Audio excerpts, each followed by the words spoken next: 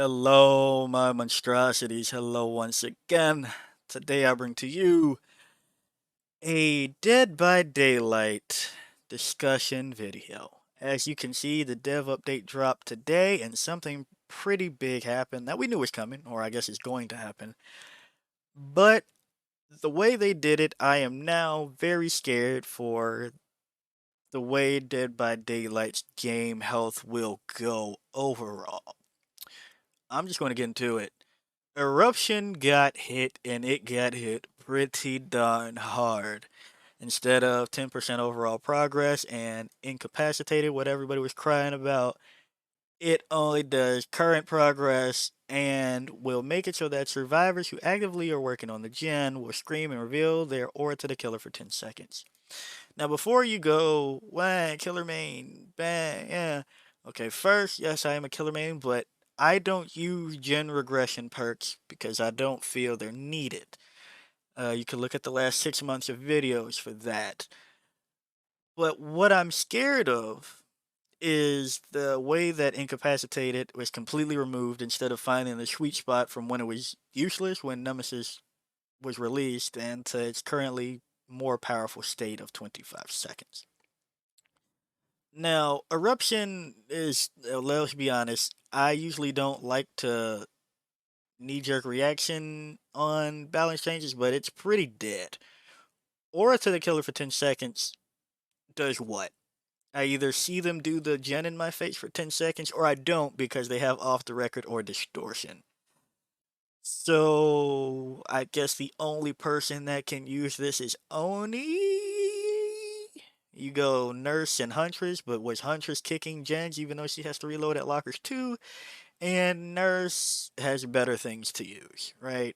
I guess you could use this maybe, but was Nurse kicking gens? I don't know. But yeah, this does nothing for most killers, like at all. And let's go back to why I'm worried about the fact that they took out incapacitated. Basically, this prevented you from doing using items, doing gens, and interacting with things. So you didn't need to hear about a boon coming up. You weren't healing an ally, and the gen wasn't getting done. But if they've taken away one of the only ways to prevent survivors from doing things, and they keep implementing ways of letting survivors do their stuff faster, which is circle of healing, heals, and doing gens faster with things like hyper focus or saving that progress to randomly blow on a gen with potential energy. Survivors are still getting tools to use against killers, but killers aren't getting tools to fight that back. And I think what's going to happen to gen speeds is what's already happened to healing.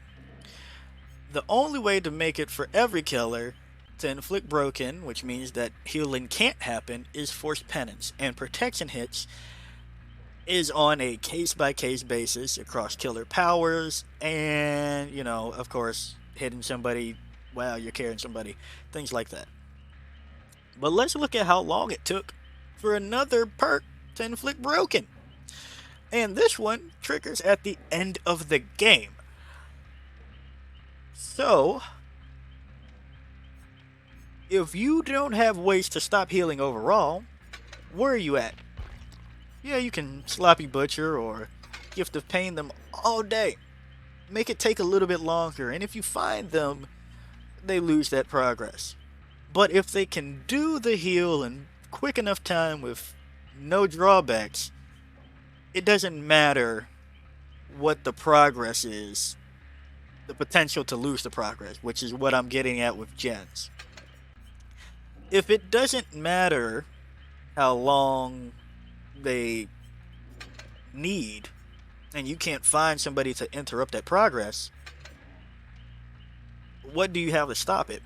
You can kick the shit out of gens all day, which I advise you all stop doing.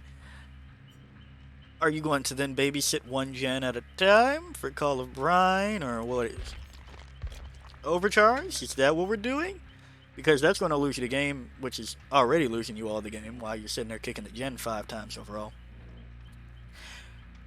But then you go, well, monster, you have gen block perks. That'll stop gens from being done. But it also stops your aggression. So yeah, I dead man switch it. And for 30 seconds they can't touch that one gen. But then as soon as it's un-DMS'd, they hop back on and the 90% gen gets done. So what does that do, right? And then again, let's talk about perks that did that. Corrupt got nerfed pretty bad too. This made it so that you could play the game for 2 minutes. But now, it's 2 minutes of you probably not playing the game unless you're some killers that like to spread injuries and set up, like ironically Trapper here. Or you put somebody down too quickly and immediately lose one of your perks. Or another perk that's supposed to do it, which is a complete joke. You would think that after hooking everybody at least once, you get more than 40 seconds and 5 seconds of aura reveal to the obsession, who might be the one that you have on the hook. You would think you get a little bit more than that when you played the game accurately. And then you go, okay, what? Deadlock's a good one. Okay, Deadlock's okay, but most survivors that have played, I don't know, more than 30 hours will tell you that, oh, you see the Jennings block? You just go to a different one. So, survivors are getting things like hyper focus, getting things like potential energy to, again, like just save that and go to a different gen. And then Circle of Healing in combination with the already strong med kits and the syringes and the BNPs. But you have no way of preventing them from using these things, right? That's what I'm worried about when it comes to Dead by Daylight's current direction of how they're doing game balance, and why I think that nerfing eruptions incapacitated completely is a bit bigger of a deal than it might seem in a vacuum. I would have been okay with making eruptions cooldown, I don't know, like a minute, and dragon script like level of circle jerking, kicking the gen and then downing somebody within 30 seconds, as well as somebody having to touch it at the same time, you know, like something like that.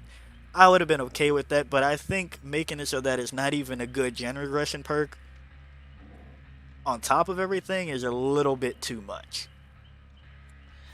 And there's no more tools. One shot downs, like Haunted Ground, are good on certain killers. I'm a trickster main. I'm not intending to M1 people as a 110. That's not my goal. And yes, I do like Starstruck on my build, but like I said, that's so I can get to the hook most of the time. I don't go out of my way for it. So not every, and yes, the game isn't designed for every killer to play the exact same way, but it should be fair game for most perks on them, right? But yeah, I'm scared that this means that we're going to continue to get more things that let survivors do what they want to do faster, and killers are going to start feeling like volunteer players again, like it did in the last meta, where you just got sent to Haddonfield all day and the key was popped after 3 seconds and everybody left and you just didn't get to play the game or something like that. That's what I'm worried about. And then you add this all on top of the fact that maps, how are they getting worse with maps? How are they messing this up?